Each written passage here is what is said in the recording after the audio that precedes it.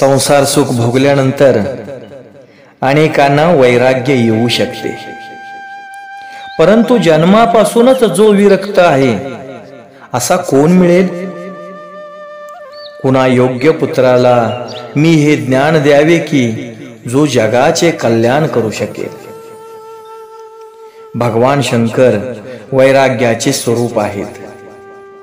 शंकराने माझ्यावर कृपा करावी, माझ्या पोटी पुत्र रूपाने येऊन जन्म घेऊन अवतरावे, तेव्हाच हे कार्य होईल. आता श्री शंकर जर जन्म धारण करतील तर ते या भागवताचा प्रचार करू शकतील. भागवताचा प्रचार तर श्री शंकरच करू शकतात, कारण संपूर्ण वैराग्य त्यांच्याच ठिकाणी आहे. म्हणून व्यासानी शंकराची आराधना केली. शंकर प्रसन्न झाले आणि मग व्यासाने मागितले, प्रभो, समाधीत जो आनंद आपण भोगता तो आनंद जगाला मिळावा, म्हणून तुम्ही पुत्र रूपाने माझ्या घरी जन्म घ्यावा. भगवान शंकराला तर या संसारात जन्म घेणे रमणे आवडत नाही, कारण संसारात आले तर माया गळ्यात पडल्याशिवाय राहत नाही. कोळशाच्या खाणीत काम केल्यानंतर हातपाय काळे झाल्याशिवाय राहत नाहीत. व्यास म्हणाले, महाराज, आपणाला तर जगात येण्याचे कारण नाही, पण अनंत जीवाच्या कल्याणासाठी आपण पुत्र रूपाने जन्म घ्यावा. आपल्याला माया कशी प्रभावित करू शकेल? शंकराने विचार केला की समाधीत मी जो आनंद भोगतो तो जर जगाला मी दिला नाही तर मी स्वार्थी ठरेन.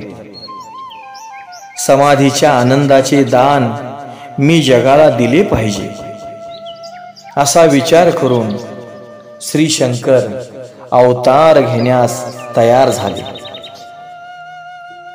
जन्म झाल्याबरोबर शुकाचार्य वनात जाण्यास निघाले.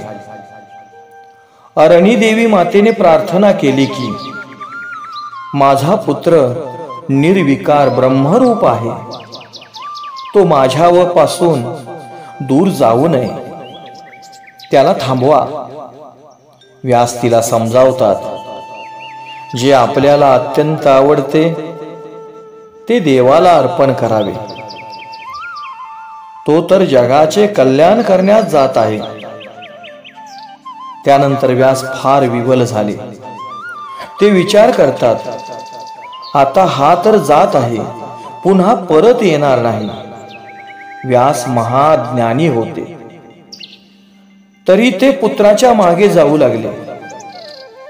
व्यास नारायण शुकाचार्यांना हाका मारत होते, हे पुत्रा, हे मुला, परत ये, परत ये, मागे पहा, मला सोडून जाऊ नकोस. मी तुला लग्न करण्याचा आग्रह करणार नाही. व्यास हाका मारित होते, तरीही शुकाचार्य श्रीकृष्ण स्मरणात देहभान विसरून गेले होते. अशा या उन्नत अवस्थेत कोण कुणाचा पिता, कोण कुणाचा पुत्र? लौकिक संबंधांचे विस्मरण होते तेव्हाच ब्रह्मसंबंध घडतो.